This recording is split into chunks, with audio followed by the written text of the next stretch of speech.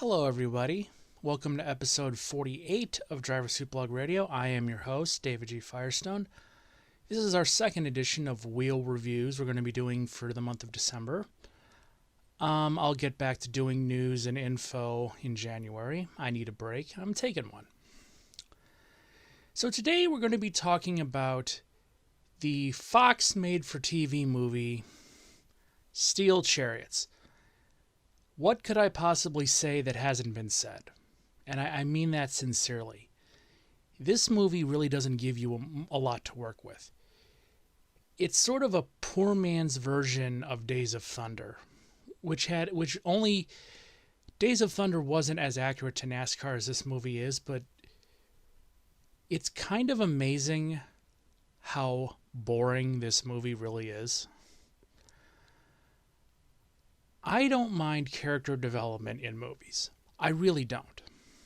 I understand that the movie wants you to get to care about these characters, but in all honesty, none of the movie characters that this movie has are... I can't identify with them. I don't like them. They're pretty shallow. The best 3D technology in the world couldn't bring any depth to them. And there is so much more character development than actual racing action in this movie that it gets to be just irritating after a while. I'm not even going to waste time talking about the various characters. They're all sort of generic versions of characters you saw in Days of Thunder.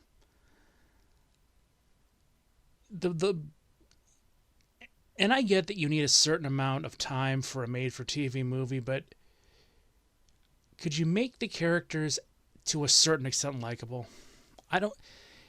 Even the characters we're supposed to identify with are just annoying and unlikable.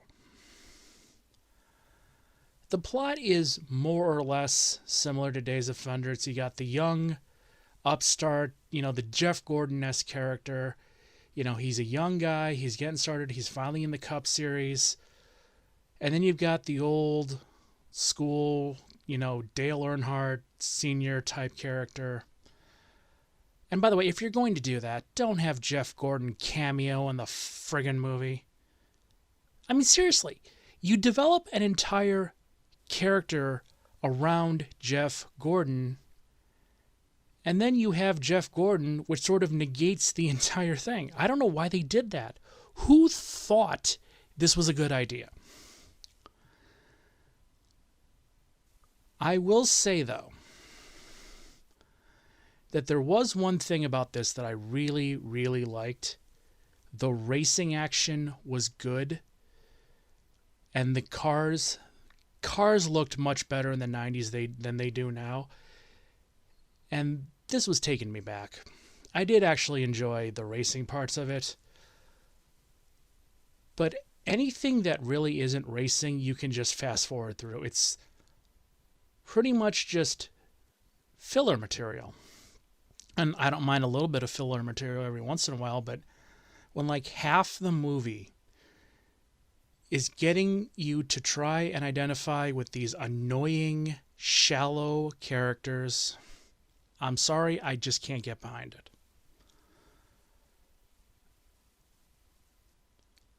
And it's I remember watching this when it came out and not being thoroughly impressed by it. And again, I like racing movies. I've talked a lot about them on the Driver Suit blog, and I'm going to talk about a few more on this channel in the future. But it's like when you take one of, if not the most iconic racing movies, NASCAR movies of all time, Days of Thunder, and you recreate it in a made-for-television setting. You take away the actual good characters and replace them with just sort of generic characters that you could pretty much put in any movie and they would fit. You take away the rockin' soundtrack and replace it with just generic, mediocre music. You make the ending your traditional Hollywood ending. I'm sorry, I just can't get behind it. And it's not like I don't want to like it. I really did want to like it. Unfortunately, it just doesn't live up. And you know what? I'm actually out of stuff to talk. This is how little this movie gave me to work with. I'm not even 6 minutes in to this podcast, and I'm already out of things to talk about. So I'm gonna call an audible. I'm gonna talk about what I was gonna talk about next week because that really didn't give me much to work with either. Now, when I did my review a few years ago, I think it was Dorf Goes Auto Racing. I might revisit that one this year too. I mentioned that I was going to talk about the Brady 500, and I never got around to doing it. Well, now we're going to talk about it because this is actually almost as bad. No, I take that back. This is worse. Hold on, I think my computer. Oh, my computer briefly froze for a second. Sorry, guys. So I'm going to talk about the Brady 500 because while the Steel Chariots was just a poor man's clone, an unoriginal clone of a better movie, the Brady 500 is actually even more unforgivable. So apparently in the 80s and 90s, somebody came up with the idea of taking the Brady Bunch, which I think we can all agree is a very lighthearted classic comedy that really didn't take itself too seriously at times. It was just sort of a charming, fun, family-friendly comedy that you could watch with the family. Well, somebody at CBS decided that this was not good enough and wanted to remake it as a more serious soap opera type show. Let me say that again. Just let this marinate in your brain for a few seconds. CBS in 1990 remade The Brady Bunch, a pretty light-hearted family fun comedy, as a more serious soap opera style show. I'm going to give you a few seconds. Just think about it. Okay. Now, why am I talking about this? Well, the made-for-television movie, which eventually became this new Brady, I don't even know what the title is. It starts out, and I'm only going to talk about the racing side. There's really no point to talking about the rest of the show. It was a terrible idea. It was poorly executed. It wasn't well done. It wasn't entertaining. Audiences didn't like it. It got really bad reviews, and it didn't last more than a full season. But the initial premise of the pilot episode is that Greg Brady has become a NASCAR driver. Now, I know what you're thinking. Why? And you know what? Pretty goddamn good question. I'd like to know why myself. Greg Brady, the youngest of the Brady kids, the oldest of the Brady kids, somehow, despite never having raced cars in the initial series, has moved up the ranks to become a driver in the NASCAR Busch Grand National Series. Yeah, it makes less sense the more you think about it, I know, but we're going to go on. So they do this trope, which is one of the dumbest tropes in racing that I've ever seen. It's the young kid who finds success and wins races, but his team can't find sponsorship. Are you kidding me? Do you have any idea how little sense that makes? Think about this logically. If you had a young kid who was just starting out in a racing series that has national coverage, and he starts winning races, do you honestly think he's going to have trouble finding sponsorship? What potential sponsor is going to look at Greg Brady winning races and going, you know what? I don't want to see our logo in victory lane. I don't want to see our logo on the chest of a driver holding up a trophy. Nobody's going to say that. If you're winning races, you will get sponsorship. It's just that simple, okay? And this was during a time, this was released in 1990, keep in mind. This was a time when even the dog crap teams could get full year-long sponsorships with zero problem. You really think a part-time team where the drivers won like 3 or 4 races is going to have any problem picking up a sponsor? Are you crazy? So we get to the major plot point, and I'm being very generous with the word major. Now I want to say something before we get to the major plot point that was annoying me to no end when I was watching this. In every scene where they feature on-track racing, and keep in mind, this was produced by CBS, who at the time had a deal with NASCAR and was broadcasting the Daytona 500, so there's no excuse for this. But in every scene that they show Greg Brady supposedly driving, he's racing a black car. Yet, for reasons that are never fully explained, he and his crew chief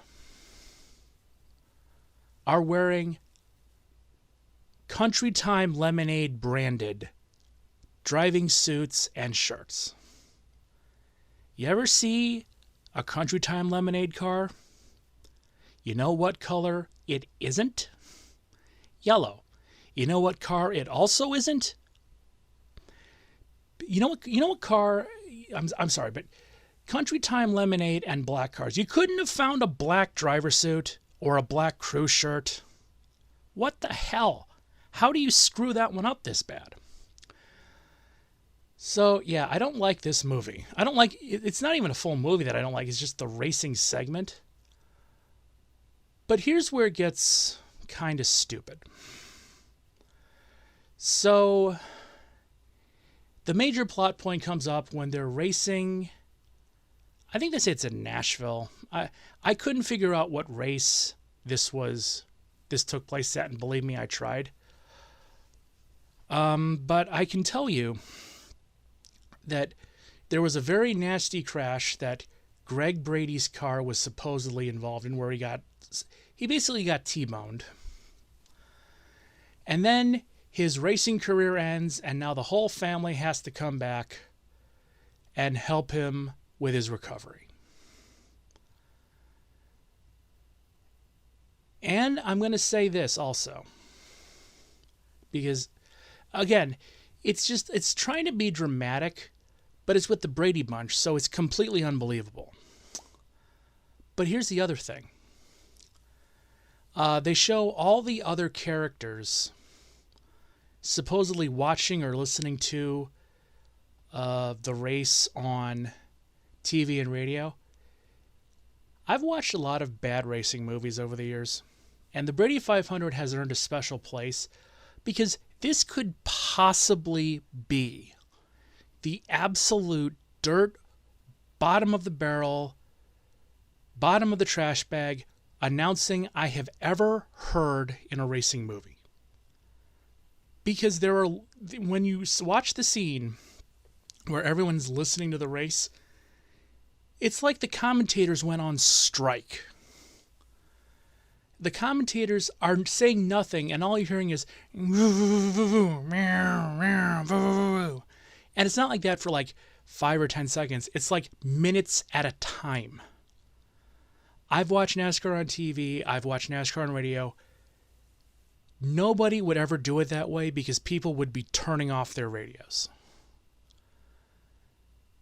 And I want, again, if you had not heard that this show existed, and you had not heard of the new darker version, the soap opera Brady Bunch, if you had not heard any of that, and you watched this movie, there's no way you'd come back. There's no way you'd come back. I'm surprised that the new version of the Brady Bunch lasted as long as it did. I really am. It's the worst writing I've seen. I mean, this makes Guidepost Junction look like Grand Prix. Okay, that's how bad the writing is on this. And then, from what I've been able to determine, and I may be wrong on this, but I'm not watching any more of this. Greg Brady never resumes his racing career. Now, I think the show got canceled before that became a possibility. But this was just, it's the epitome of just bad. It's poorly written, poorly executed, makes no sense whatsoever. It's from an IP that we all know as being kind of lighthearted and goofy, so why make it super serious? It really leads to nothing. And even some of the most diehard Brady Bunch fans kind of have trouble defending this, and it's not difficult to see why. And this was also at the point with the original cast of the Brady Bunch, where I think it was around this time, maybe a little later, where they were still doing like Brady Bunch stuff, and pretty much the cast and crew were ready to kill off Peter Brady because Robert Reed had become so difficult to work with.